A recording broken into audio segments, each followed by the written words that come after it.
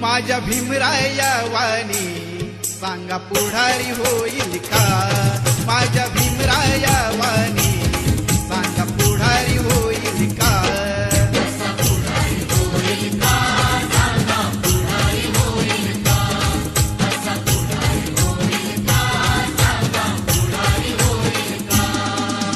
सुज्ञानाचा निर्मळ जरा भीमासारखा माणूस खरा जन्मा येईल का? माझ्या भीमराया वाणी सांगा पुढारी होईल